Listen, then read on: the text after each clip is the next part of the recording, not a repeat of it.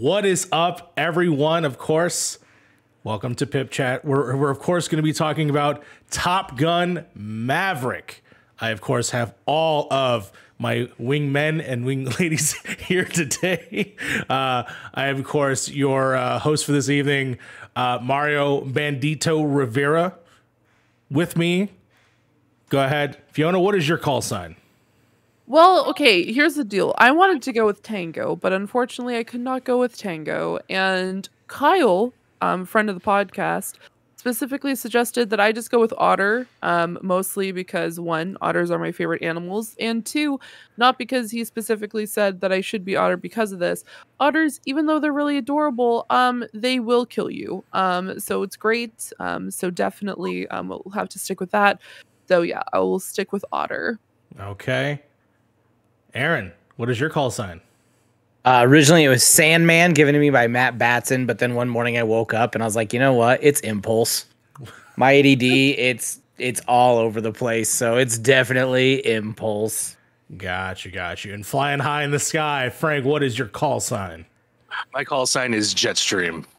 I don't know where that came from. I just thought about it one day. Mario asked me, he's like, what's your call sign? I said, I'm going to go with that.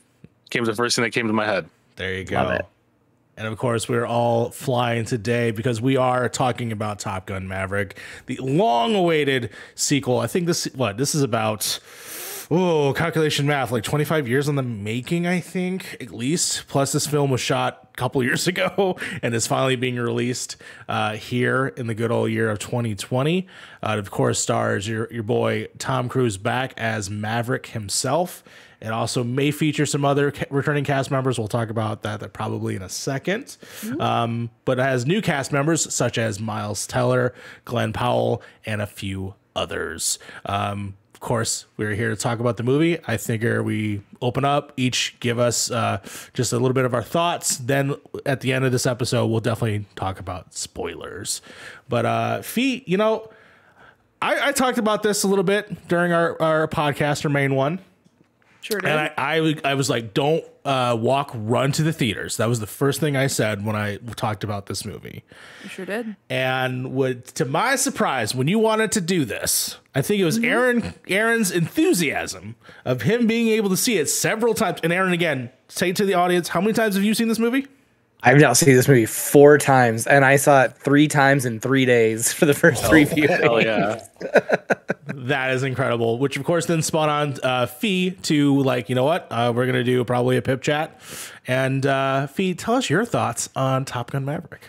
Well, I actually, the first time I saw Top Gun Maverick was the first time I actually saw Top Gun, because I actually did a double feature. That's I right. watched Top Gun first, and then I watched Top Gun Maverick, and honestly, probably one of the best ways to do it, because you get to see a lot of those kind of like Easter eggs in the original, and then you have that fresh in your mind as you go to see Top Gun Maverick. And I honestly, the reason why I wanted to go see this film was because of everyone's enthusiasm. Everyone seems super excited about it. I've known about Top Gun since I was a kid, but I never actually sat down and watched it. Even as someone who is a massive fan of Danger Zone, I even had things specifically, like even my Wi-Fi username for the longest time whenever anyone came to our house, it was Danger Zone. And so it's just always been something that's been like at least a little piece of my life, but I've never actually sat down and watched the film. And I am so happy I did. It was so freaking good. And I was like sitting there, and there was times where even in the original film, there were some situations where I was jumping a little bit because I'm like, oh God, what's going to happen? What's happening here and stuff like that. But then I definitely found myself in Maverick doing the exact same thing. But it was so good. It was really cool to be able to see these some of the characters from 1986 actually come into the 2022 variation, which actually was recorded and actually was supposed to be finished and released in 2020. Obviously, COVID happened, so then they had to delay it 2 years. But it's just wild to see not only just like where they came from to where they are now, and then also the reason why it took so long. And I honestly, another reason why that got me really excited was actually hearing Tom Cruise's interview, where he specifically mentioned the reason why it took so long to do a sequel was because he wanted to wait until the technology was to a point where he actually could make the film that he wanted to. And so it's just like to see the passion that went into this actual film. You can see it throughout the cast, and hearing everyone really excited for it made me want to actually go and watch it myself. And holy freaking cow, was that a 10 out of 10. Like, I thought, like, okay, like I do trust all of you here on the podcast, but I'm like I feel like you guys might be hyping it up a little bit. Like, I actually want to go see it again. And it's so well done, and this is definitely a film, and I know a lot of like directors specifically say this, but this is a movie you need to watch in the theaters in any capacity, whether it's just a standard screen. I know some of us have seen it in IMAX, 4D. I personally saw it in Screen X, which was a wild experience. And I found out only available in specific locations. I think there's 30 locations worldwide currently that have access to this, which is weird. Can you explain that format actually? Oh my God. Okay. So what happens is it has a standard screen in front of you, but then what they do is they actually project the rest. They have like essentially a ultra wide where they will project it onto the walls. So you can feel like you're actually in the actual cockpit, and you feel like you're the one flying. That actually sounds really cool. Actually, now I think about it. It is very cool. There were definitely some downsides. One of which was the actual, like, at least the, like, what they had projected on the sides was a warmer tone than the actual main screen. If you're not like, obviously if you're focusing into the main actual screen, you're not going to really notice that. But if you like look to the side, you're like, okay, this is like a little fuzzy, like not over the top, but it was a really great film to like actually test this out on. And they had 56 minutes out of the 2 hour and 2 minute movie where it was actually the actual Screen X. The rest of it's just on the main screen. And then when they went out on the jets, it then stretched out. I was worried that it was going to be a little bit jarring, but they did it in such a way that actually made sense, which made it a lot easier, because I was concerned that they were just going to flash the sides every so often, be like, oh, here's 2 seconds here, oh, here's 2 seconds there. But no, this movie really outdid themselves, and especially in that format. So yes, that is my history of Top Gun, but then also like the way that I watched it. So yeah, 100%. I'm very happy that I was just like, we need to do a PiP chat for this, because I'm very excited to hear everyone else's thoughts, because I know all of you have a longer history with Top Gun than I do. But that's kind of why we wanted to have this discussion today, was to kind of get different viewpoints from people who've grown up with Top Gun, or people who, like myself, have just watched it for the very first time. But it was really, really well done. Wonderful. And of course, Frank, I don't think you've seen the first one. Is that correct? I have seen the first one. I haven't seen the first one in decades. Now, I want to preface this. Sure. My love for Top Gun isn't as crazy as other people's. Like I said, I haven't seen this movie since I was probably a child with my father, who showed it to me. And my love for these type of movies mainly comes from the fact that I wanted to be a pilot at some point in my life. I went into the Air Force Academy, high school when I was a kid. I, at some point, wanted to actually be a pilot, until they told you what it takes to be a pilot and what you need to be physically and mentally and everything. And they're like, yeah, no, I can't be a pilot. But throughout the years, I've always been fascinated by the idea of dogfighting and just flying jets and stuff like that. I played a lot of Battlefield 3 and 4. I was an ace pilot in that game. Finos in GTA, I'm always flying a jet around somewhere with Danger Zone or something like that and just destroying stuff. So I love the idea of jets and pilots and all that. So I got outrageously high with one of my coworkers and said, you know what, I called up Mario, and I was like, let's go to the danger zone. And it's exactly what we did. So I met him at the movie theater. We just said, screw it, let's just watch some Top Gun Maverick. And I had an absolute blast with this movie. I will say I was a little skeptical. With any movie that is a sequel to a movie that was in, like, you know, the 80s or 90s, I'm always skeptical with it, because a lot of these movies like to like to really kind of stay on the fact that they're just gonna stay on the nostalgia train the whole single time. They're like, hey, you remember this from the movie? You remember this from the movie? You remember this? Like, it gets grating after a while, and it's like, are you making a new movie, or are you just trying to tell people that the old movie happened, right? This movie, however, they get it over with at the very beginning. They're like, hey, this is what happens. Bam, bam, we're moving on. And I respect that 300%. And it made the movie so much better because it just let me focus on the fact of what's happening now instead of what happened then. And it made the whole experience enjoyable. And I had an absolute blast watching everybody in the cast and crew here. I didn't think I'd give a shit about any of the characters because we all know from the trailer it's supposed to be like a suicide mission or something like that. I'm like, I'm not gonna care about any of these guys even dying in that. And I will tell you right now, you will give a shit about these guys whether you like it or not. Yeah, even the worst ones, even the ones that are mean. I care so much about them. Even the worst ones. Some of them, I'm like, yo, send him on the suicide mission. I don't give a shit about him. And I'm like, you know what? I care now. I would want him to come back for sure. For sure. And the man who has seen it most of the times, I need to know, Aaron, tell me what your thoughts about this movie. My love of this movie comes from like a threefold approach. I'm born in 85, so like this was my jam. Like this was my dad's like favorite movie, so I had seen it 100 times growing up. And it's the original is such a dad flick, and now this one is such a dad flick for me. Yeah, it is. And then I was also in the Navy in college to help pay for school, and I also wanted to be a naval fighter pilot. So that was something that I actually had interest in. I did not end up making that happen. I ended up just being a weapons tester, and that was still a lot of fun. And then finally, as a filmmaker, like I have 2 short films under my belt. I went to film school. The feat that they had of making this movie the way that they did, and these actors going through this training and actually being in these jets and setting up cockpits with 7 IMAX cameras to capture different angles is a feat like no other that I've ever seen in like action movie history. It is so phenomenally well shot, and knowing how little CGI went into this is simply incredible. So I went for it first as just like I loved the original, so I'm excited to go see it. I saw it again to go say, I need to understand the filmmaking of this because this is wild and insane. And then the third time, I went as a dad, taking my kid to introduce him to Top Gun. We watched the original together, and then I took him to this, and he loved it. And then my 4th time was because I just wanted to see it in 40X. So, yeah, wonderful. It's my favorite movie of the year.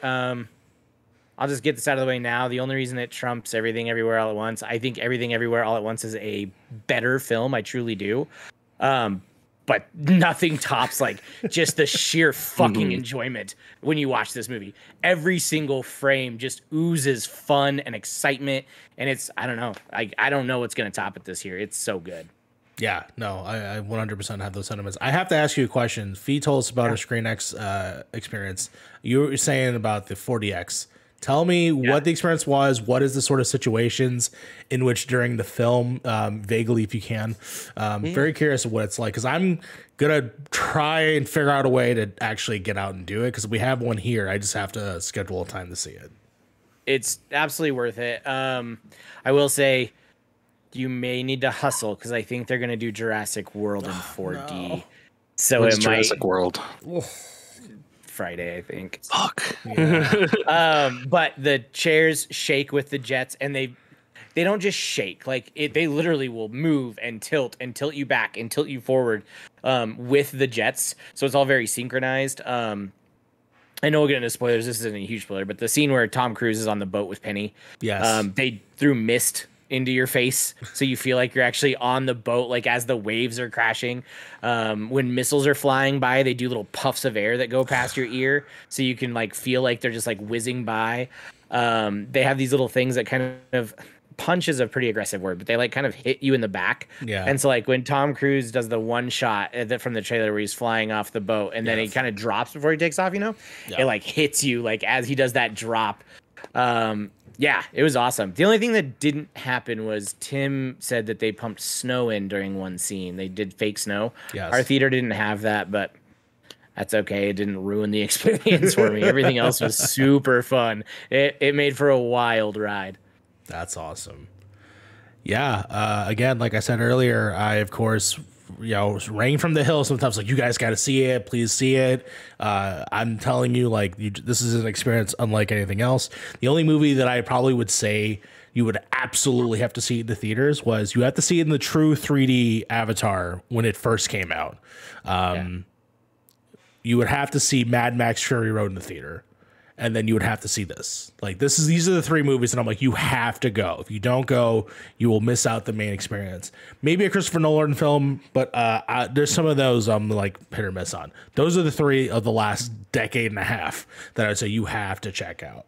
And the only one I could say is Endgame, and I think that's only because Endgame, of the fair enough. audience No, totally. As like MCU, I'm there day one, baby. You know, Sure, of course. Yeah, I watched Endgame Miss was such Marvel an this morning. No problem. experience, right? Like, Exactly. when you went to Endgame opening weekend, it was just that energy that kind of filled the room. And that's usually when I go to those movies, I have the energy of all the people, right? Because I'm always I'm fiending off of that. And honestly, watching Miss Marvel today, almost cried. It was fucking fantastic.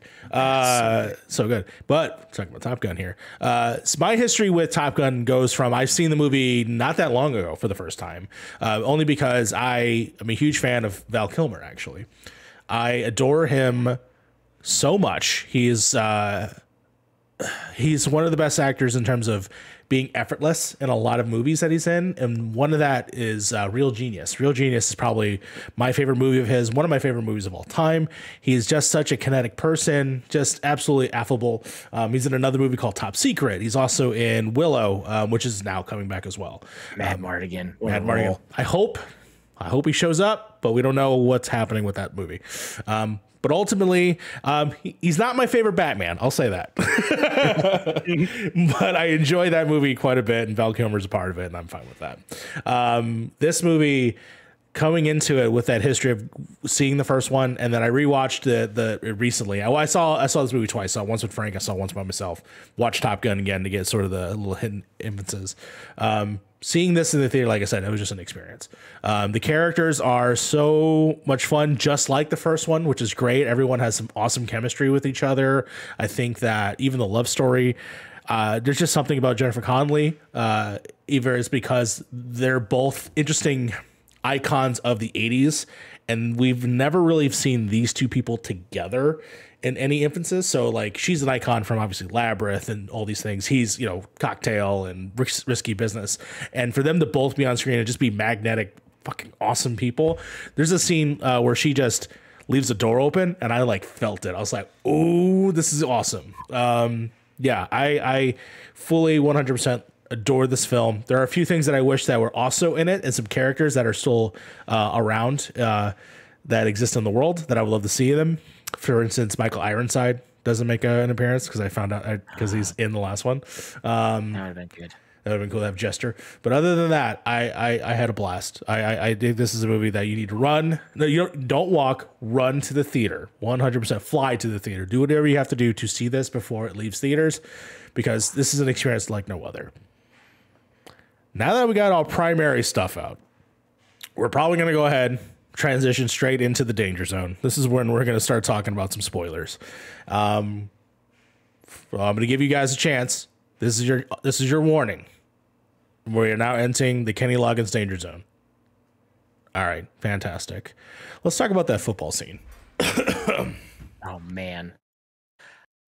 This made me question everything about how I feel about men. Just by Miles Teller dancing for like a single shot. This reaffirmed everything and all my feelings God about damn. everything.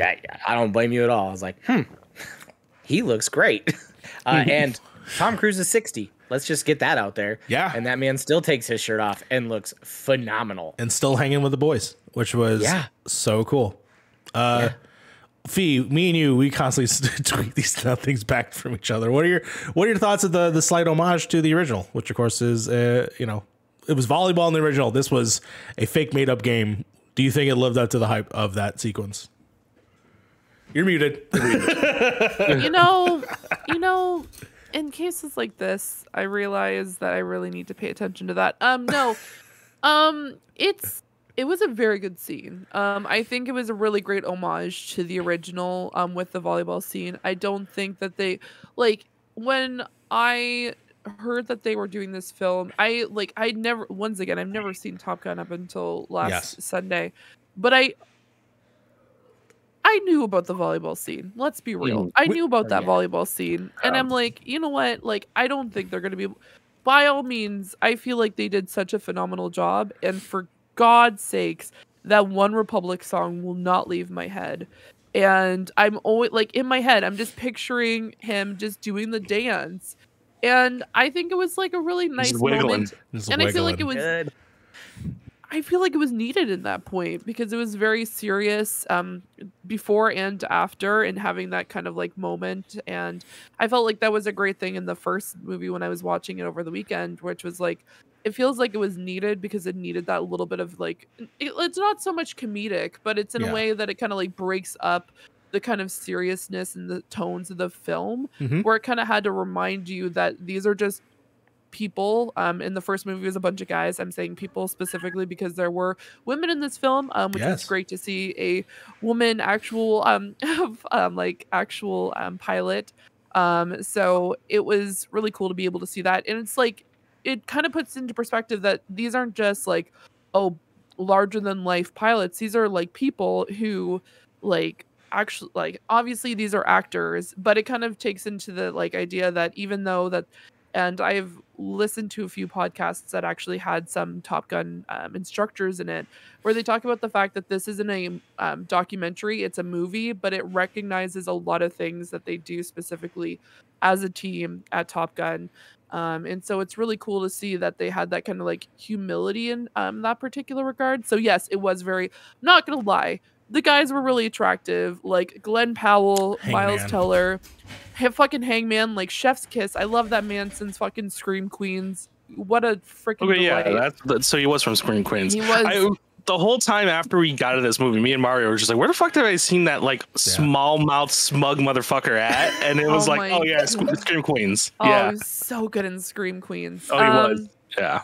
Yeah, no, because he plays like almost as almost the identical type of character, which basically, is a smug asshole. He's really good at being a smug asshole. Knows it all. Yeah. Oh yeah, no, but he knows that he's good at being a smug asshole, which makes it even better for interviews because he's just like, I know I'm this person. I know I'm the douchebag. I know for a fact that I'm the fuckboy. I am that guy.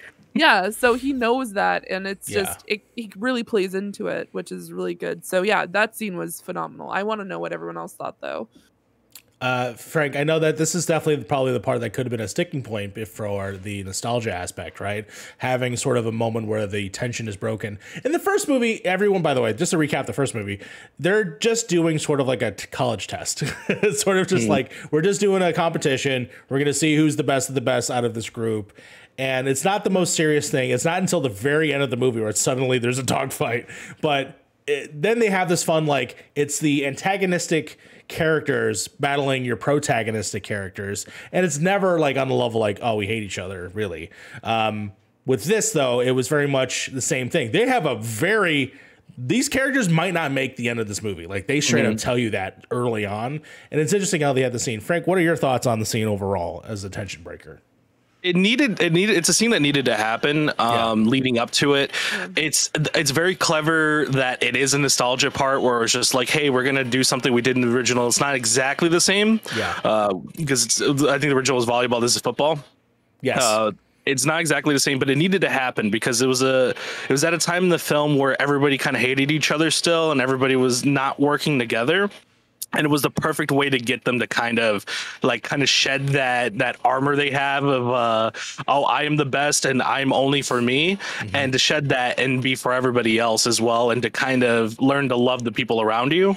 And it was a really good scene for that. You know what I mean? Because you can tell like they're having fun, even if they're just actors acting, they're obviously having a lot of fun. And even in the vein of the movie, like it helped them kind of focus back and become a teammate, because this isn't a mission that could be done alone. A lot of the people in this movie are like, well, I'm the best, put me in there. But it's a team of like 4. Like, you need to all work together in order to actually make this mission work. And that's reiterated within that scene, is that like, you can't leave anybody behind. You have to work together. And it was a pretty good scene because of that. I liked it a lot. And, like you said, even if it was a nostalgia thing back in there, I think the way they did that made total sense, and it made it work 100%. Fantastic, yeah. And then, Aaron, you have any thoughts on the scene? I think it blows the original volleyball scene out of the water, and the biggest fact being that it serves the plot. Like exactly in the original Top Gun, it's just like, yeah, I'm playing volleyball now, I guess. Like, and which is fine. It's an iconic ass scene. Don't get me wrong, it's great. But this served the plot in such a way that actually moved our story forward. It moved our characters forward. That I thought it actually like added an importance to it, and it gave us that levity, which let us breathe in these very intense moments. True. So, and that's also kind of when they get their buy-in for even Mav. Like, not everybody's bought into him up until that point.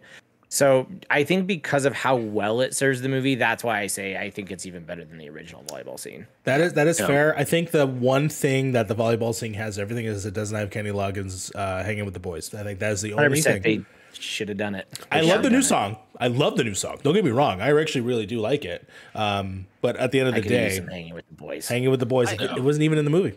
It wasn't even. It would be a little too much nostalgia there. But I wish it was his ringtone. I just wanted it to be his ringtone. I feel I like, as much as I love that song, I feel like it would have taken a very almost sincere moment to almost too much of a cheese factor, because like also like I'm gonna be honest, it's not just the boys this time. So having like I feel like as much as I love the song, don't get me wrong, I mean correct, but at the same time I think that what they did with the new song was kind of make it more about the entire group, and also just like what Aaron said, it's more about the team building aspect and also bringing people together that may have not gone together earlier, because we'd had some definite like butting of heads throughout all of them coming together, especially with Rooster and with Hangman. Yes. Kind of having that back and forth with each other. And so actually seeing them all play together, I feel like that was it was definitely needed. Also, I really appreciated like my goodness, Maverick explaining to Ham's character like why we're doing this. And he's just like, why the hell are you guys out here? You guys have no time. And he's just like, we need to do this. And I think that gave a sense of reality to the actual situation and he kind of puts into perspective, even on the beach, is less like there is a high chance that they're not like, some of these people aren't going to make it. Like they need to be able to work as a team, and they stop taking points and stuff like that, but they're actually having fun and being able to like come together rather than just being constant. And I feel like that also made it a lot, like it brought some more like realistic aspects to the movie, which was like they actually have to come back rather than like, oh, it's Hangman versus Rooster. Like I feel like even though that like obviously that kind of tension and those types of egos were there, I feel like that really brought them together, and it was needed for that case. And you're right. Like it's very like when they get to that scene with Ham and he says like, you know, what are you guys doing? And Maverick's like, well, you wanted a team. There's your team. And it's the shot of them all kind of like all together and everything like that. Because before that scene, we had, I believe it was a little bit before that was the simulation, right? Where they're like going through, they're like just mock doing it with another like wingman and everything like that. Yes. And you notice like every one of them basically, like you said, fuck my wingman. I don't give a shit. If they die, they die. You know what I mean? Yeah. And throughout the whole time, Tom Cruise is like, hey, are you going to say that to his family? What are you going to say to your wingman's family when you have to tell him that he's dead? So you know, stuff like that. Like basically throwing that in there. So that scene had to happen because it gave that personality to those characters and let them be like, yeah, dude, if I have to tell your family you're dead, it'd probably be the worst thing ever. I got to make sure you come out of this alive. The whole point of that movie was everybody has to come out alive, even if it is a impossible suicide mission. How do we get everybody home? And that was needed because of that. Yeah, 100%. That reflects the first movie, when obviously the big thing that happens in that is, of course, during this competition, there's an accident and Goose dies. Goose has an accident where it's awful, and you see scenes where Maverick is talking to his wife, and you see young Rooster in that movie too, and he's no longer has a father, and it's devastating, right? Like, go ahead. Mm-hmm. Oh no, I was just gonna say, when I was watching Top Gun, without any context, I was just thinking like, I wonder where like little Rooster is gonna like what specifically is gonna happen with like little Goose. You know what I mean? I was just like, there's this little kid on the piano, and this was obviously before I knew what happened, going in completely blind to both movies. Yes. And seeing like I'm like, I wonder what they're gonna do with that character. Like like at this point he would have to be 36. At least when we are seeing the movie right now. Obviously, in the actual movie itself, he's technically supposed to be 34 times. But then it was very weird when we went into the movie and it was just like, oh shit, it's Goose's kid. Yes. And I'm like, this makes so much sense. Mhm. And I'm like, it was just like, oh, the irony, because I was just like looking at that kid on the piano and I'm like, I wonder what they're gonna do, like if they're gonna mention him in the movie, if they're gonna bring him in any sort of aspect and making him almost like one of the main plot points in the film. I'm like, this was a very smart idea. Adds tension. And adds tension to the movie. It adds tension, and also just kind of almost like the ghost in the room, kind of the best way to put it is just like it's Goose, and him constantly having to be like, talk to me, Goose, and him trying to like constantly go back to his teammate and his partner from the first movie. Even if it's been decades, it's still kind of almost, it seems as though the story plot as well kind of is on the aspect of he kind of never recovered from Goose. Like, yeah, he's always the same person that he was in Top Gun. Yeah. And that's why he didn't move up. For people, obviously, if you're still listening to this and you haven't watched the movie, you're in way too deep when it comes to spoilers. But him still being a captain, that is unrealistic when it comes to being 36, like 34 years in the Navy. Like, there's no possible way, especially with his technique and him being in Top Gun, it is very unrealistic for him to still be a captain.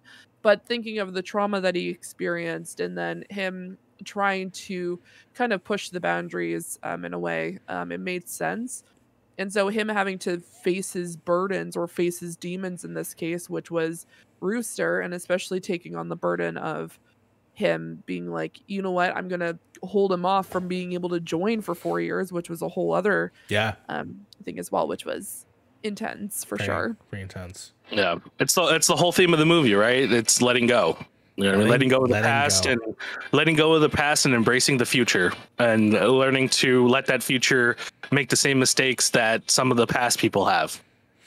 Yeah, no, absolutely. There's actually there's a great line in the very beginning, right when Kane is talking to Maverick and he's sending him off to Top Gun.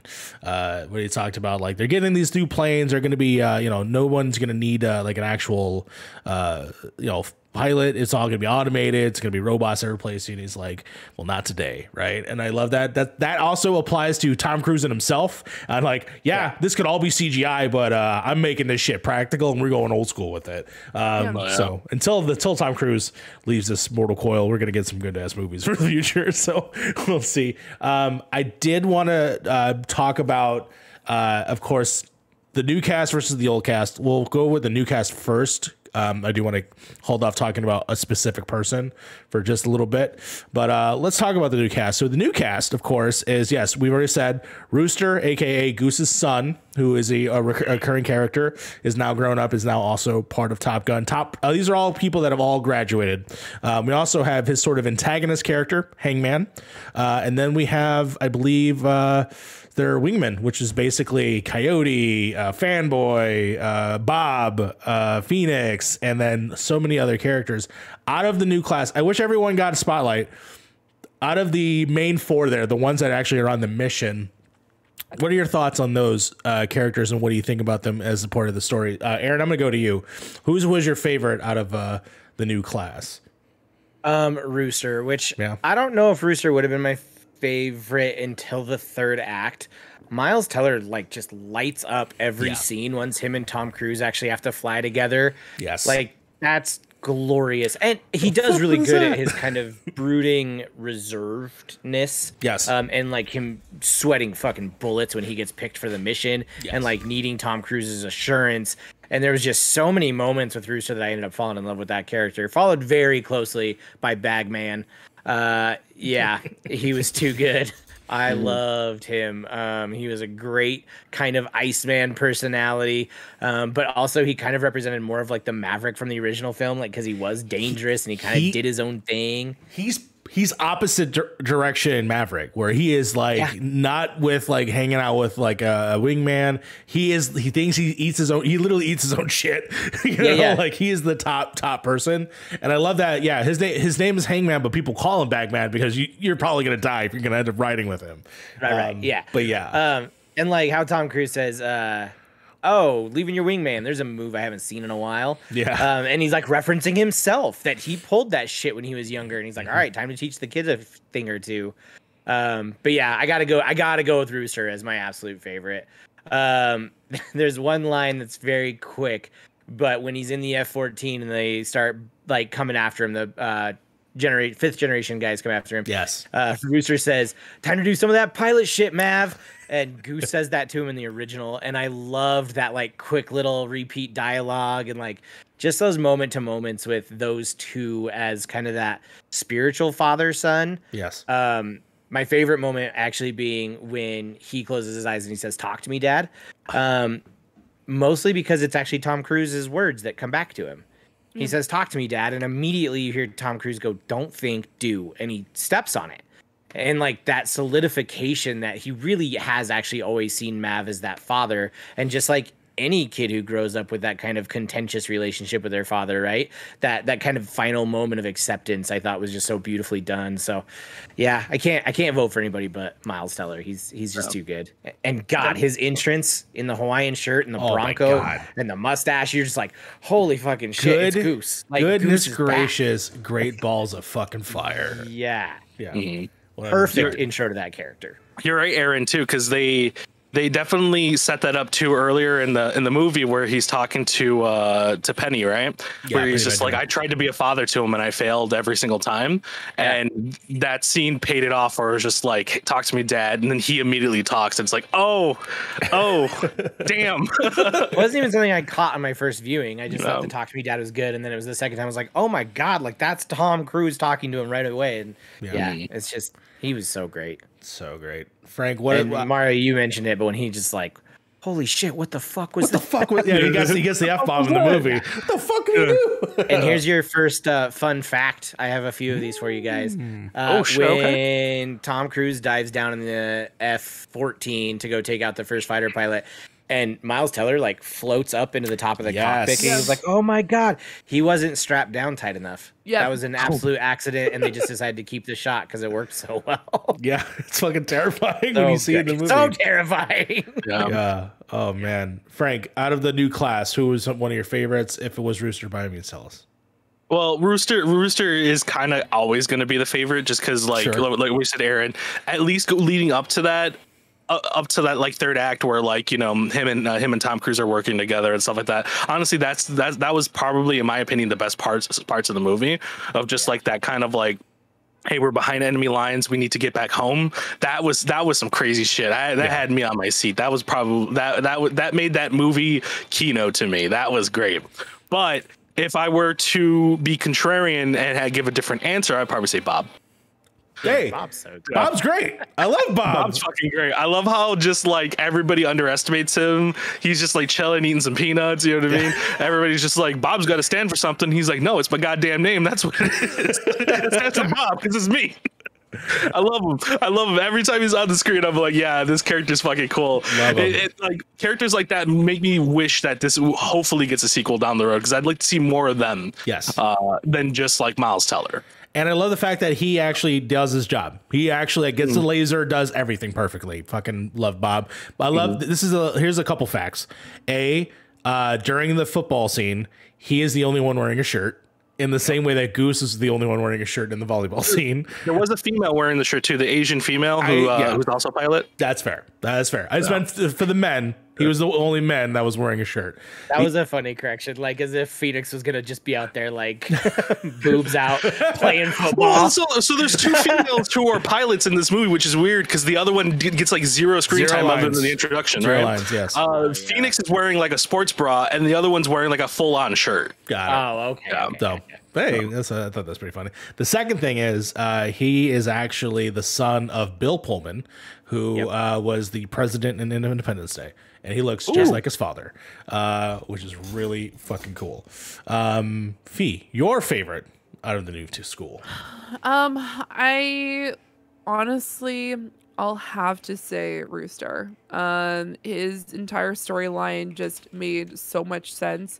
Even though I will admit there was a very good specific interview with all the characters, and Jay Ellis, who plays Payback, actually has he gets scared because there's a bee, and so he's like trying to swat the bee away, and he screams, and they're just like, dude, like you just ruined the coolness factor of everybody.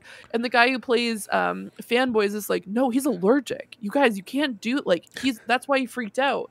And they're like, oh wait, are you allergic? He's like, no, he's just a good wingman. And they all start joking around. And I'm just like, I would have loved to have seen more of them in the film. True. Just because of that specific just like dynamic, because they seemed really fun in the movie as well. But I would have to say Rooster, just being able to see his growth throughout the film and him kind of just, it's a real resentment. It makes sense. He's upset. He's just like, you held me back for 4 years. My career is way behind because you held me back.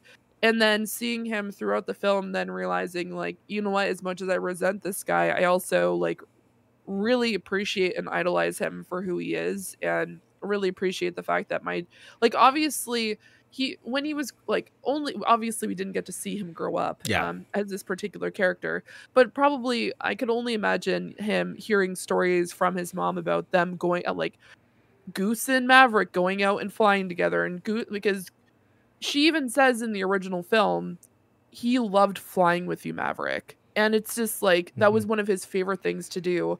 And so I imagine this young man grew up hearing about Maverick and how great Maverick is. And I could only imagine, and this is obviously not something that they talk about in the film, in some capacity, he probably had some sort of some way in his life. Either he may have just like come in and out of it just as like maybe like that fun uncle or something. But then for a fact that he knew who Maverick was. And then hearing that Maverick held him back, he's just like, what the fuck? Like, this person I idolized since I was a child.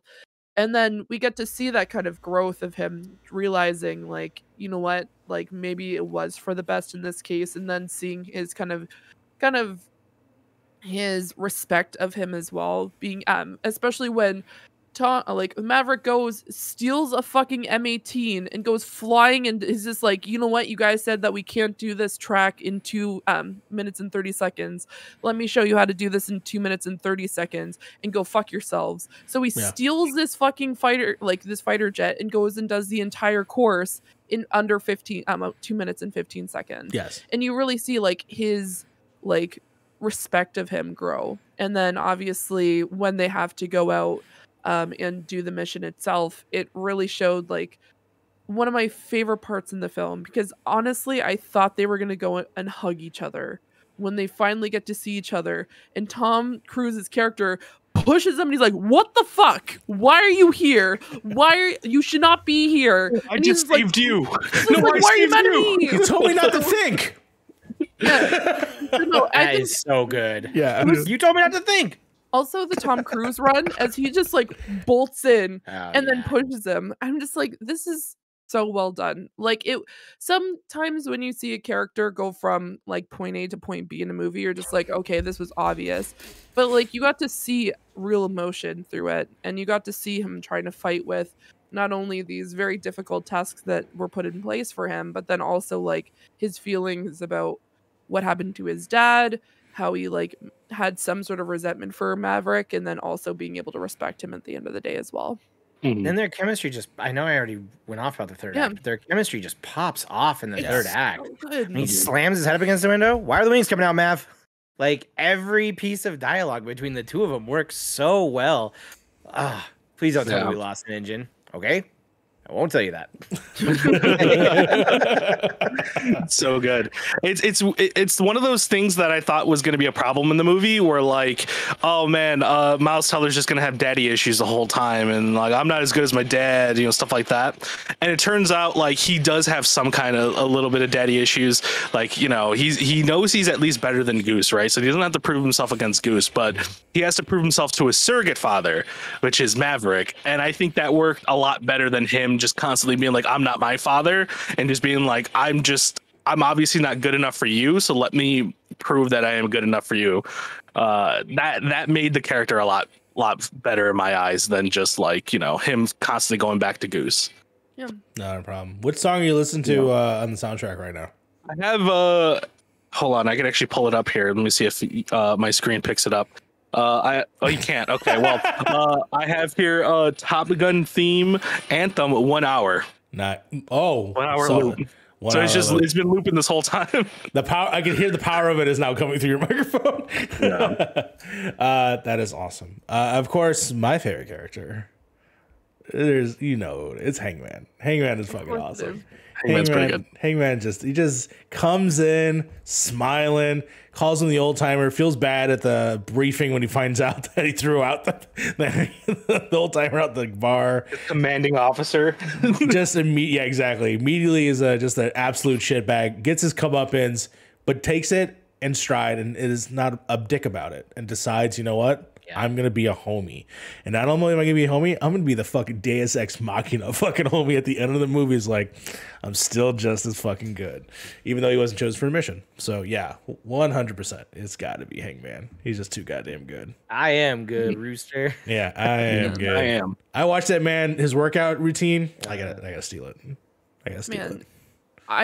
Was I the only one who cheered? Like, I know for a fact that this was a movie, but the moment that you think that Maverick and Rooster are done for, and you see fucking Hangman in his plane, and you're just like, slow clap. I like literally fist bumped. Like, I just like was just like, yes, like he's there, because like I was so like I was very much into the film at this point that I was just like shaking, but then I was just like, it was the very last second, like probably almost even past the last second, and this man just comes out of fucking nowhere. It's a genius move to let the missile actually drop, so you're like, oh, it's actually over, and then it blows up. Like that split second of like, oh, they're gonna do this, and then you get to hear, ladies and gentlemen, this is your savior speaking. Like, it's just such a good intro to that. Oh my god.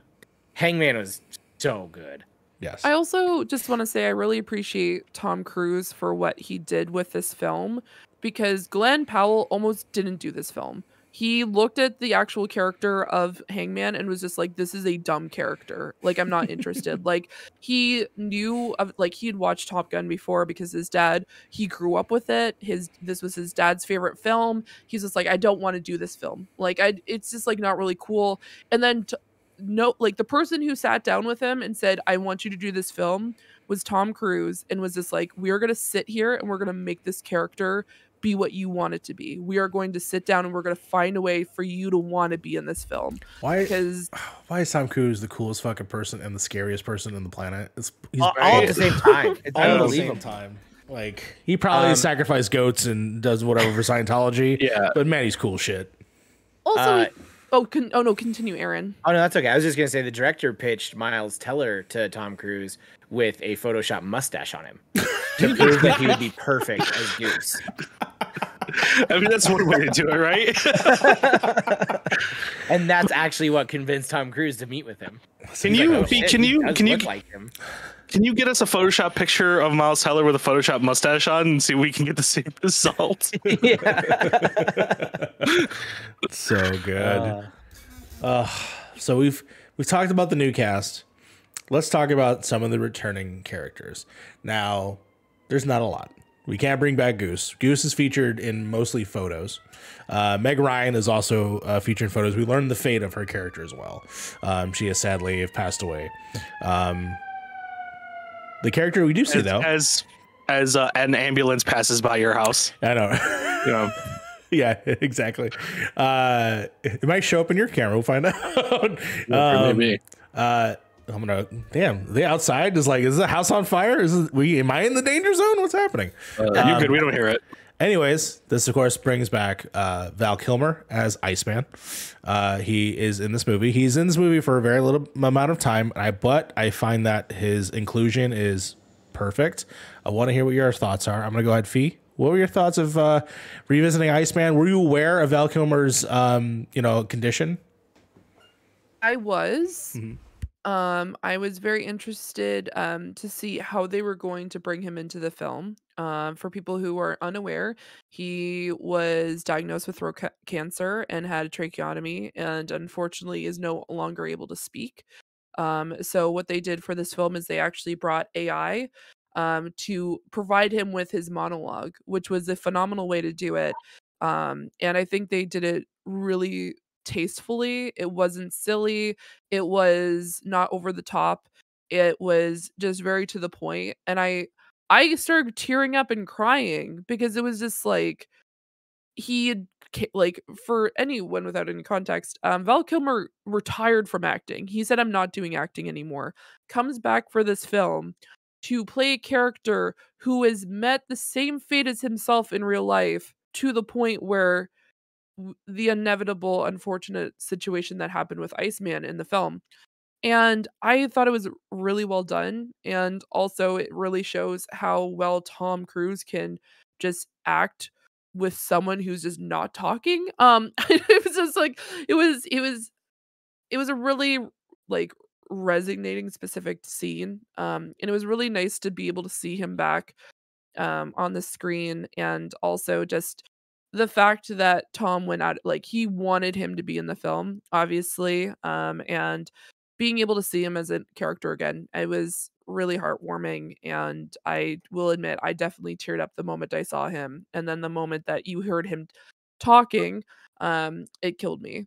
So that was difficult to watch, but I think it was definitely needed, and I think it was really well done. Aaron, your thoughts? Yeah, probably one of my favorite scenes of the movie. I absolutely adored it. I also knew that was AI, so I thought that was very interesting to be able to still at least give him a voice within the movie. And I think if you went in without that knowledge and you just knew he had a tracheotomy, if you didn't know he had lost his entire ability to speak, maybe you would have even thought he spoke. So, yeah. But to Fee's point, this scene also really reminded me of Tom Cruise's acting chops. Like, I think I've just gotten into such an action star, and not that he's ever bad in Mission Impossible. He's still great in those movies, but you don't get to see those really intense scenes. And when he types out, it's time to let go, and he gives his first response, but then he looks at it again and he has to respond a second time, and no other dialogue has happened. God damn, I wouldn't be surprised to see Tom Cruise in the Oscar talks this next year, and that would be the scene that they'll use, I think, to showcase that. Yeah. But then, I don't know, Val Kilmer is just such a freaking gem. I love him and everything, and so to see him come back, and for them to truly close out Iceman's story, I think, was also a really touching tribute. Yeah, no, I loved it. I'm really, really glad that they made this work, and I'm really glad Val wanted to make this work. And then we get this beautiful scene ending with who's the better pilot, and it's just so good that they never lost that competitive spirit within their friendship either. And yeah, it's just great. Frank, your thoughts? Yeah, I'm in the minority here of I didn't know what happened to Val Kilmer, so I thought this was all just a plot point within the movie until the end of the movie, where I'm like, did that actually happen to him? He's like, yeah. I thought that was super respectful to the actor. To rewrite the character of Iceman in the vein of what happened to the actual actor is beyond respectful, and to be able to respect those boundaries of hey, we want you to be a part of this film. We'll even do AI voice. By the way, the AI voice stuff, I'm finding that out right now. Really well done on their part too, because usually I can catch that. The whole time during this whole movie, after the movie, I was telling Mario, usually I can catch CGI or bad AI voice acting and stuff like that. Didn't notice it once. Yeah. If you told me that was his voice, I would believe you 100%. Yeah. And then even going on that of just you know, just the way that whole scene was done with Tom Cruise, just like it's constantly on his face. And then I think one of my favorite parts was like, hey, he comes in, he's like, hey, enough about me. What could I do for you? And then he just points at the screen. And he's like, I want to talk about work over and over again. I'm just like, yes, this is a great scene. And just seeing Tom Cruise's reactions through it. It so little words were said, but so much emotion was done in that very short scene. Even like the little hug got me. I was just like, oh, this is like, I mean, it's obviously two characters within a world, but it's also two actors, you know, just like such mutual respect within just like that hug and everything like that. And the Val Kilmer's smile and Tom Cruise's smile. There's something real there that you cannot act, right? There's something very much real in that scene of just two individuals who have been in this industry for so long, just coming together, even one that's retired now, and just making entertainment for people. And it was a beautiful scene. Honestly, it's one of my favorite scenes that I've ever seen ever. It's great. And now knowing the history behind it, it made it even better. I urge people to, if you have an Amazon Prime account, there is a documentary called Val. It is a collection of basically footage that he has recorded his entire career. He always had a camera, and you can see behind the scenes footage of the making of Top Gun from all the way hanging out literally with the boys and doing all those things, all the way up to his career to when he was doing a play that then he started noticing he was starting to lose his voice. And then you get all those moments and these sort of like poems and stuff of him. You hear what his voice sounds like now, and it's he's got like a modulator to like force it out, and it's definitely sad is the best way to describe it. But to have him being so high spirits and still being, you know, a fantastic father and dealing with all this, definitely check it out. It's called Val. It's on Amazon Prime right now, and narrated by his son, which is awesome. Narrated by his son, which is super cool. And he sounds exactly like his dad. He does, which is terrifying. Yeah. I think they probably should. Yeah, they probably used a little bit of his voice for this movie. It was wild. The other pieces about go see Real Genius, go see Willow. Those are two things I'm just gonna say right now. If you have not seen those, see those movies. But yeah, in this movie, of course, his character does succumb to the disease and is a sticking point for the characters, and really drives home that, like, you know, this is what's gonna happen. He's the last one. Oh, technically, I don't. He does say like he's technically the last one, but he is. You even said like Ironside was in the film, so maybe he's alive in real life still. Tim Robbins is actually in the movie too. If you know that actor, he's in there as well. They could bring back, you know, some of the other characters like Wolfman, Slider, you know, Jester, Coyote. They might have meant like whoever's active is still. He's the last active one. True. Yeah. True, you know, and then obviously, you know, Anthony Edwards can't be in this because he is dead as a character, play as Goose. But it'd be great though, just to have like, what happened if there was a future if Goose was still around? I on that topic though, of Goose, really quick, that he can't be in this movie. I thought there were going to be so many moments where they did that, where they would have like the Force Ghost voice show up. Just like Rooster used the Force, you know what I mean? Stuff like that. There is a part at the end of the movie where Tom Cruise looks at a mirror, right? He looks at the mirror of like the plane and sees Penny's girl. But I thought they were gonna have a scene where like he looks at the mirror and he sees Miles Teller, but it's his dad instead. And like kind of like I thought they were going to do that, and I saw the little girl. But okay, we're the nostalgia train is completely sailed. We're not doing that anymore. Yeah. Awesome. They did something like that in a recent movie, and I don't want to spoil it because I don't think Fee has seen it yet.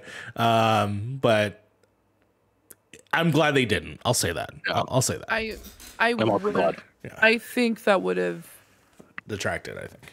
Yeah, it would have hated it. I would have hated it. I would have been like, this ruined the, like, it wouldn't have ruined it. I think it would have just been too much because one, they didn't do that in the original film. And I feel like that would once again, just like is, and I just want to preference how much I love The Boys by Kenny, but I think that would make it too cheesy And I don't think they needed that. I think there was so many other points in the movie that was just like they went above and beyond. I feel like that would just have detracted from it because, yeah.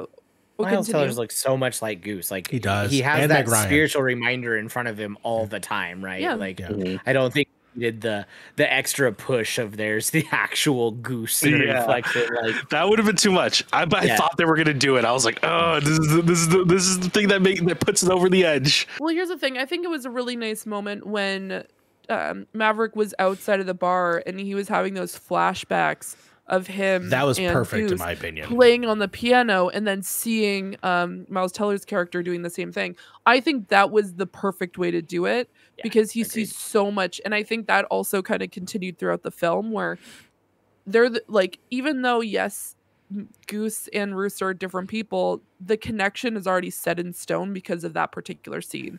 Because people have put pictures beside each other. They look almost identical in that scene when they're playing on the piano. And I'm like, that was the best way to then kind of like hint at the fact that this is just a constant visual reminder, not even just a mental reminder now. It is a visual reminder of how much Rooster looks like Goose to Maverick. Agreed. No, agreed. I think I only just have probably a few more points, and then I think we can probably wrap this up. But overall, what did you think of the mission? Because this is different, obviously, from the original movie, which was a competition, and then there was sort of a, I think, if I'm not mistaken, it was like a ship entered into enemy territory, and they were trying to get them out without having a fight. There ended up being a fight, which then Maverick shot down one of the few planes in like history in the history of this world where, you know, because there's not a lot of air fighting, there's not a lot of actual dog fighting. What did you think of the actual mission of this being sort of the high stakesness of it and the fact that this was basically a suicide mission? Aaron, what were your thoughts of the fact that this was the plot? I loved it only because I think that's one of my very few complaints about the original is like it feels a little aimless at times. It was kind of like you said, like they're just at school having fun, and then like an accident happens, and then they're like, but we still need this to be kick ass, so we'll just throw in a dogfight. And then you're like, all right, let's have a dogfight. And like knowing as soon as he goes and he shows up at North Island and he's like, all right, here's what we need you to do, like, or here's the mission, what do you think? And he's like, oh man, okay, so here's what I would do. Knowing that that's where we were headed, that these guys were training for an actual mission with actual stakes, with actual bad guys, even if they're nameless country bad guys, I don't care. I don't need to get into it. That's fine. It just helped give me sense of direction for the movie, and I knew where we were headed. And then that entire third act, I couldn't breathe for like most of it. I was like, it was so intense. And the second I saw it the day after, literally within 24 hours, I saw it again. Still couldn't breathe in the third act. Knew how it was going to end. Knew everybody was going to be fine. Still, it was just so intense, moment to moment to moment, and it was awesome. It was like the most fun video game. Like, what level designer came in on this script? Like, you have this many minutes to get to here, and then you got to pop, and then you're gonna have to invert and fly down, and then we got to hit the target, and then once you fly out, guess what? You fucking fight all the way home, and you're just like, okay, let's go. And the descriptions that Tom Cruise is giving during that scene is just like, your lungs are gonna collapse, your brain is gonna feel like it's collapsing into your like sitting on your chest. And then the cut-ins of like the characters like actually that happening to them. They're like, oh fuck. I'm like, damn, okay. That's when I realized I could never have been a real pilot because that shit looked intense. That looked absolutely like killer. It was great. There's also another point, like this movie does so much with the face and not needing dialogue necessarily. When Tom Cruise makes the final trench run, if you will, to like prove it can be done, that is him flying an F-18, and that is fucking his face is and you're just like, holy shit! Like me, it's so good. Me and Fee, I think the other day, I think like 2 days ago, Fee, I told her about this video that James Corden did with Tom Cruise. Oh yeah, that video. And there's a scene literally he's explaining to Corden of like, this is how he's gonna feel. He takes his face. He's like, your face is gonna feel like this when we do this and we do that. And it's like, yeah. And then you see literally Tom Cruise flying the goddamn plane with Corden in the back, and I'm like, I would have to sign so many waivers. There's no fucking way. Yeah, no, Tom Cruise has a jet flying license. Yeah, like he literally flew that F-18. Yeah. They once asked him why he got so many licenses, and he said, you know, it's like when you wake up, you don't want to wear the same shirt every day. He's like, some days you wake up and you want to go get your motorcycle license. Some days you want to be a fighter pilot. I was like, okay, Tom Cruise. All right, this is the part of where you're crazy, but I love you. Yeah, no, James was talking about the fact that it was during an interview. I think it was the interview afterwards where he's just like, you called me up one day while I was in my house in London and you asked, can I park my helicopter in your backyard? Who that? Only Tom Cruise asks, can I park my helicopter in your backyard? No, it's the middle of London. And he's just like, honestly, I've done it before. And he's just like, you can't park it in my backyard. He's really fucking Maverick. I'm sorry. Like, He really is. No. so cool. Yeah. God. And then, of course, wait, what happened? Something happened to your camera. Weird. I'll fix that later. It got a little smaller. I don't know what happened. It just like in the middle of that, it just like I lost my missiles, but it's fine. He literally went from like to 2022 like Top Gun Maverick to he went to Top Gun 1986. Like, yeah. We're going back Like to on past. cable. Fucking TV. 480p. Yeah, I don't know 100%. what happened. All I did was like I clicked the my thing on Ninja, and it just like did that. Yeah. I have no idea why. That is so funny. I'll fix it. In terms of Fee, what do you thought about the mission? I thought it was really great. What I did was afterwards, I ended up just going on kind of like a deep dive on YouTube and ended up on a podcast that I would highly recommend. I don't usually specifically suggest other podcasts in the middle of a podcast.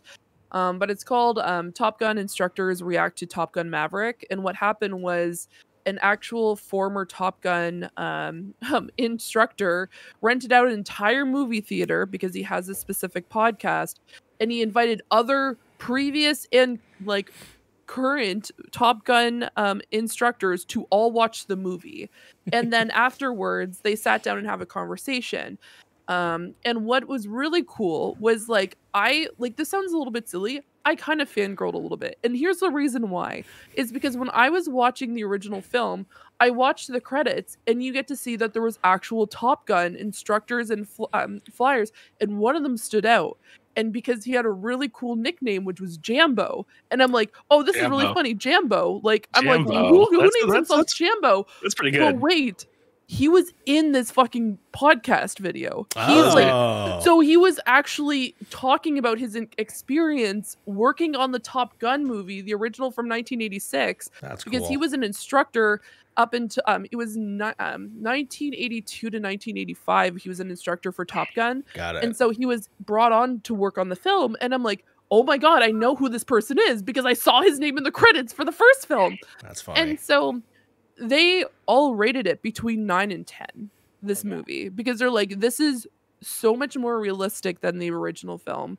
And you could definitely see that they took a lot more effort into this. And not only that, a lot of the shots that they had the actors in 1986, they didn't use any of the actors' footage from when they were in the air. But this entire film, they're like, you feel like you're there. Yeah. And one of the instructors, his name, sign is Chip, was talking about the fact that there were so many parts of the film. He's just like, I know I've done these things. I've been that person who specifically, I've gone over that ridge. I've flipped my jet over, and he went into a bunch of other instructions and other analogies and specifically like explanations. But it was like really cool to be able to hear what they thought of it. Mm-hmm. And it made me respect it even further. I thought it was insane. I was just like, this can't be realistic. Apparently they do this shit. And I'm like, okay, that's even more impressive.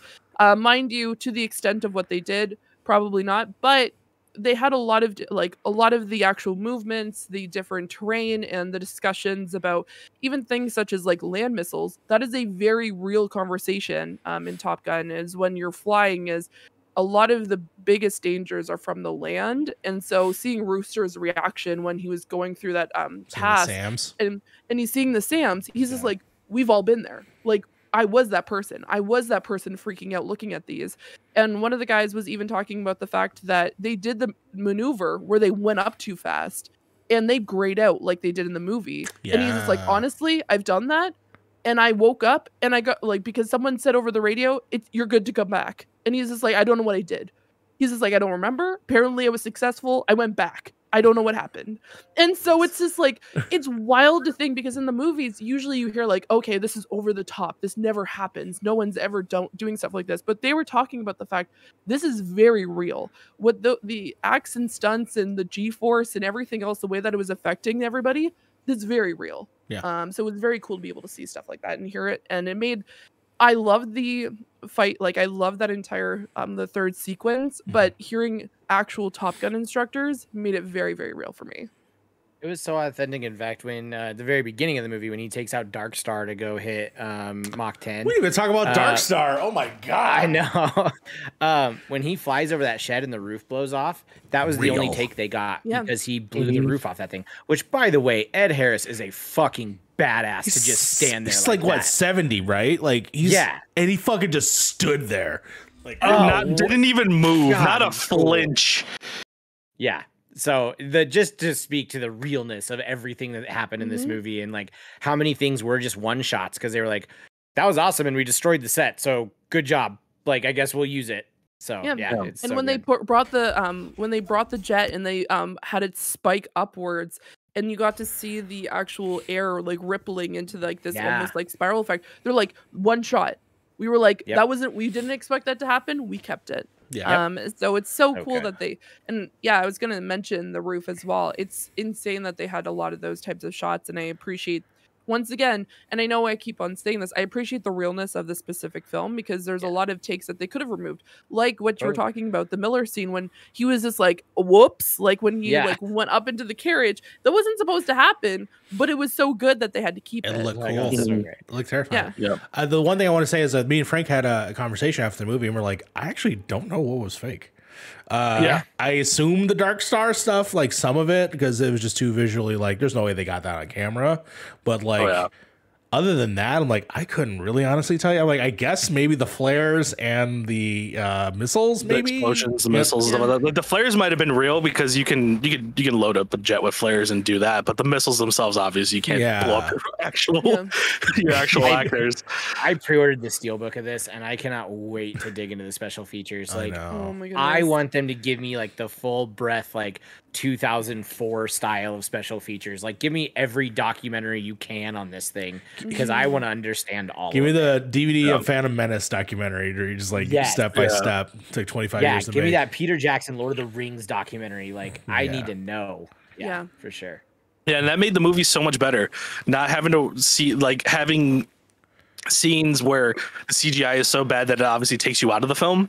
It takes you out of like the action and everything like that. There were so many scenes there where I'm just like, just blown away because I know it's real. Like, just seeing those planes. Like, there was a the snake coil thing that happens. That had the to have been Cobra real. maneuver. Yeah, the Cobra maneuver that had to have been real, and it looked great. It looked amazing. But if they did it in CGI, it would have taken me out 100% because you would have been able to notice that the planes were not there.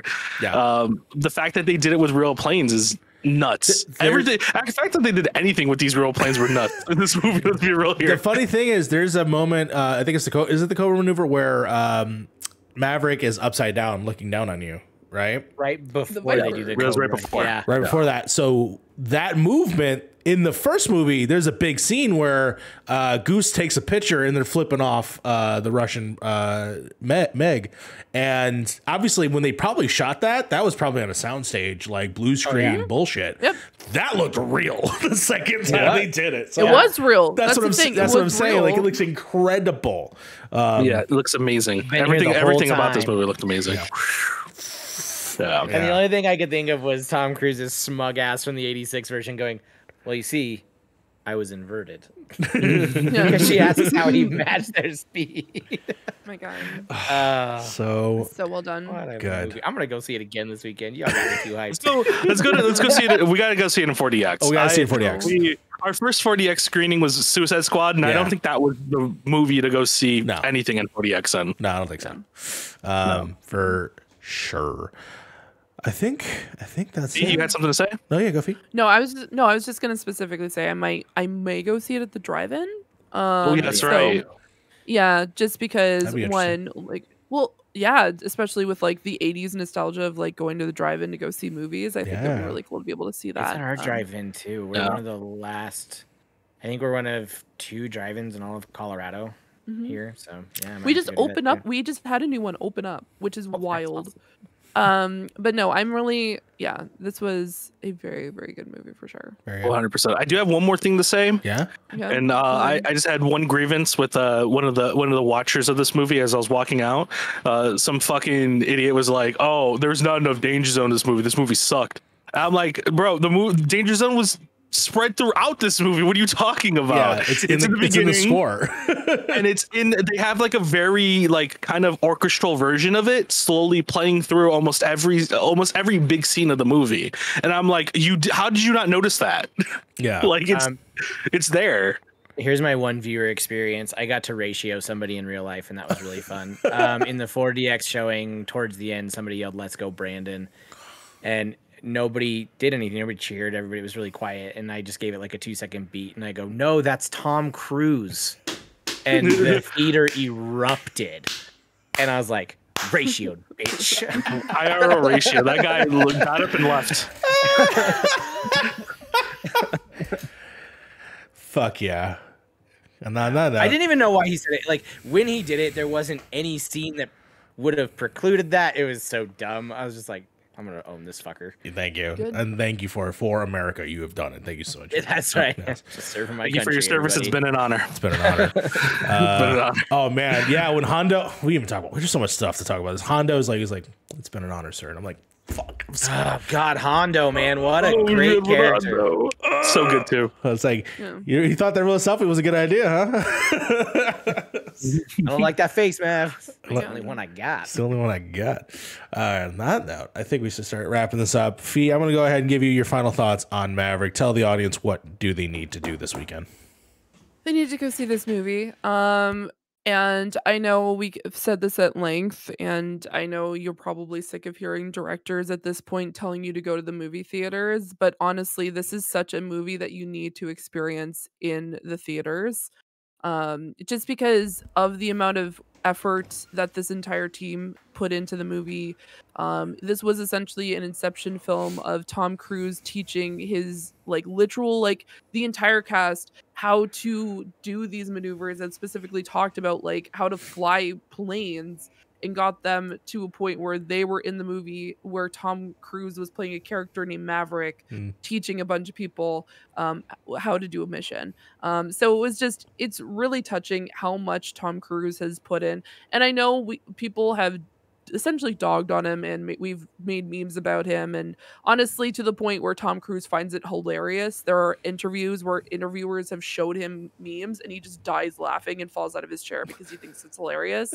But no, I really appreciate the fact that how much effort and time and thought he put into this film, and the respect that he actually has for the original and what he wanted to do. And he had a process. He knew what he wanted with this film, and he really took the opportunity to really go over the top and go above and beyond. And so I'm not joking around. I'm not specifically just saying this to say this. I seriously think that you need to go see this film because it's right now my favorite movie of 2022. It was so well done. It is, even as someone who's not the biggest action movie fan, to the point where Lucas was just like, I really don't know why you want to see this movie.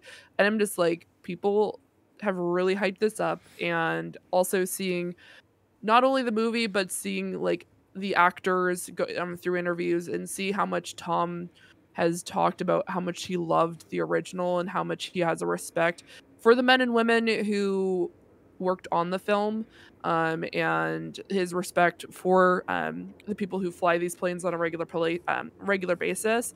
It's really great to see that someone has that much love and passion for something and put it into film. So I cannot I have the utmost respect for him in this regard, because it was just over the top well done. No, well said. I did want to say, actually, at Tom Cruise's Twitter handle right now, if you go to follow Tom Cruise, it says actor, producer, running in movies since 1981. That is his fucking bio. I love that. Do you just want to say that an interviewer, most recent, I think it was the BBC, who asked him, did you make Top Gun Maverick because you didn't run in the first one? because he doesn't run in the first No, movie. he doesn't. So he's just like, because his Twitter bio literally says he's been running in movies since 1981. So Tom died from that comment. He thought it was absolutely hilarious. Wonderful. They found a way to make him run in this one. They definitely did. They fucking did. And it multiple times. Multiple times. Glorious. The one thing I want to say that I had a very special, me and Frank had a very special version of this movie, which if you can only experience this if you go to AMC. Did everyone get the Tom Cruise message at the beginning of the movie? Yes. Yes, and oh my god, I loved it. Did you see this at an AMC at all? No, I saw it. If you see this, if you see this in an AMC premieres a video with Nicole Kidman going to the movies. Oh yeah, I've seen the commercial. And she's just like talking like the movies are a magical place, and you know, it's like we sit here like she's watching like fucking Wonder Woman or Transformers, and the best fucking Avatar or whatever it was. The best part though is you get in, you know, the history of them is obviously they've been divorced for, you know, decades at this point. But it felt like it's a huge divorced parents energy because you got your mom, but then next after that is Tom Cruise. They play right next to each other. And it's so good. Oh, Frank, tell me your final thoughts on Maverick. Yeah, go see this movie. Even if you don't care about the original movie, I don't think you really need to see the original movie because this movie does a lot to catch you up at the very beginning, and I think it's very serviceable in that aspect. If you just want to see a movie that was made with a lot more passion than I thought it would be, this movie was made with a lot of love. Everybody in this movie looked like they had a great time. Tom Cruise looks like he had a great time making it. I'm pretty sure he has a great time making every movie, but there's an amount of love put forward in this movie that I think a lot of these kind of like nostalgia banking movies don't really have, and it feels more like a cash grab, whereas this felt like a actual love and passion project. And for that reason alone, I say go see this movie and give them your support, because I want to see more movies like that where we do it out of love, not for money. And we're gonna see that next year with, of course, Mission Impossible fucking like 7 Dead Reckoning Part 1. So let's fucking go. Aaron, please tell us your final thoughts. I feel like Tom Cruise is holding together the art of practical filmmaking like solely in his hands, at least when it comes to action movies. Obviously, you have tons of great indie flicks that don't need any type of special effects or CGI or anything like that. But this man like just believes in the heart and soul of filmmaking. And that's why it's worth going to see this on the big screen. Knowing how much of this is legit happening is just such an incredible feat. It got me so hyped up. Me and my girlfriend have started watching every single Tom Cruise movie from the beginning. We're just going through his entire filmography. We're at Cocktail right now. Just finished Color of Money. Oh my god. Fee, I want you to know there's a movie called Days of Thunder. It is directed by the same director of the original Tony Scott. Rest in peace, Tony Scott, of course. It gets a nice little shout out at the end of this movie. We have to watch it because all it is Top Gun with cars. That's all. Yeah, it's Top Gun but NASCAR, and it's just God. They race through a hospital in wheelchairs. It's fucking wild and so fun. So good. As long as it's not Gone in 60 Seconds, we're good. I will watch the film. All right. Yeah, that as long as it's not gotten 6 seconds. Fee, do you have a problem with the title Days of Thunder? No, absolutely not. It's a sick name, dude. Anything with thunder in it, you're good. This is an ongoing saga if you watch all our content. Fantastic. I want to thank everyone here. This has been a fantastic conversation. Of course, we talking about one of the best movies of the year, Top Gun Maverick. Aaron, where can people find you on the net? You can come hang out with me on Twitter at AaronSeaney, AaronSeaney.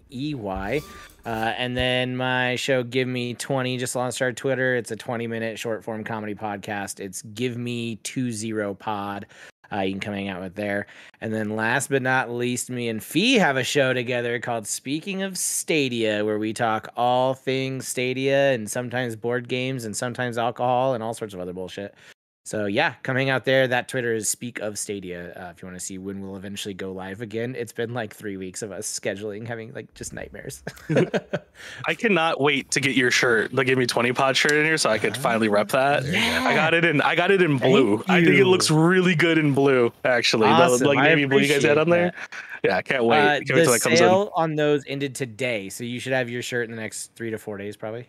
Fuck yeah. So There you go. yeah. Frank, where can people find you on the net? You can find me at Twitter at the Frank GV, where I out GameStop and talk shit about video games every week. Read that thread, by the way. That was a great thread of you breaking down that article that came out on Kotaku. Our experience is you 100% nailed what you said. That's why I pushed it. Yeah. Me and you have worked at GameStop, so we know the ins and outs of it. So I think I woke up and I was just pissed because I saw that article and I was just like, you know what, fuck it, just make a thread real quick. But yeah, you can find me on there. You can find me at Point in Progress, where we'll be making some content this week. It's E3 time, so you're going to be seeing a lot of our faces on here, as well as 6-1 Indie. And then yeah, that's it. Basically, you'll find me there. We'll be making some more content very soon. We've been having meetings and discussions of what we're doing for the more kind of 2.0 version of PiP. So you'll be seeing a lot more of that very soon. Fantastic. And Fee, where can people find you? And we just got paid. Woo! Let's go. Oh my god. So I just want to start off by saying, one, I've come up with an actual new call sign because I was thinking about this the entirety of this podcast, and I've come to the conclusion that my call sign is actually Cold Front, not Otter. So I'm going to stick with Cold Front. That's cold. That's pretty good. That's pretty fucking good. So I'm gonna stick with Cold Front for multiple reasons. So that's definitely now my call sign. So you can find me on the web over at Zeranix. You can also find me over at Twitch at Zeranix. I'm going to be working on a game design this week because it is the Godot Game Jam. So I'm going to be doing that this week. It's actually my first time essentially being the game director. So I'm going to be coming up with the actual idea and structure and everything. So that's going to be a lot of fun. So definitely check it out because I'm going to be working on the art over there.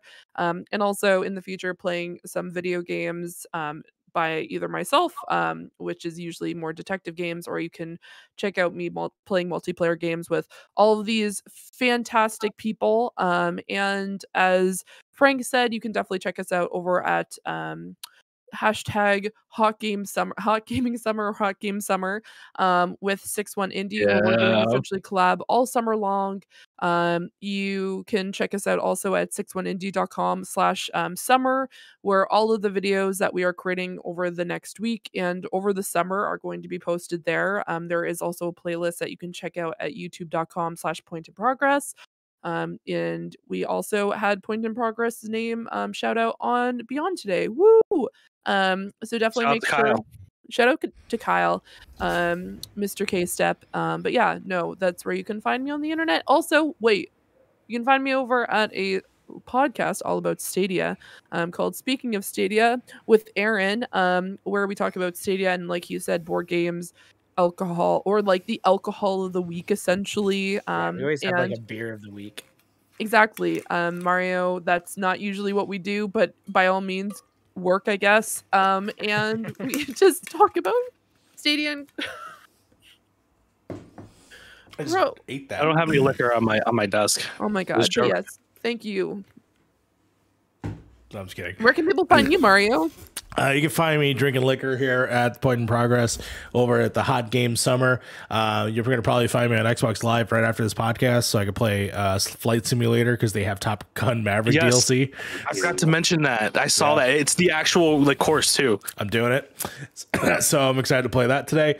Otherwise, yes, you'll be finding me over at Hot Game Summer. We're going to be reacting to Summer Game Fest live and also on VOD. So please check those out. We just did a reaction to a couple trailers. We talked about the new Resident Evil TV show trailer that just dropped. It looks pretty fun. Sandman that also is coming out. And then me and Fee did a nice little talk about Prey, the new special Predator movie coming out that I'm very excited about. Is it a movie or a show? It is a movie. It's a movie? Oh, I thought it was a show. No, I thought it was a show too. It's a movie by the director of 10 Cloverfield Lane, aka Danny Trachtenberg, aka from Totally Rad Show. Love him. Very excited about it.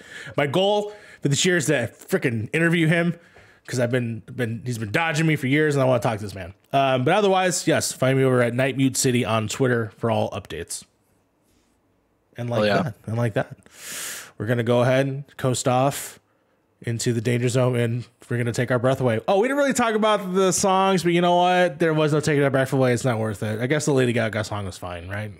was fine. It was It's fine. not Yeah, it was taking all right. away. It's It fine. didn't blow me It away. didn't take me away. It didn't take my breath away. take my Take me to the danger zone. It didn't take me to the danger zone. It didn't take me. Didn't take my breath away. But otherwise, again, thank you so much. And till next time, fucking Hangman. Hi, how's it going? That's how I'll end it.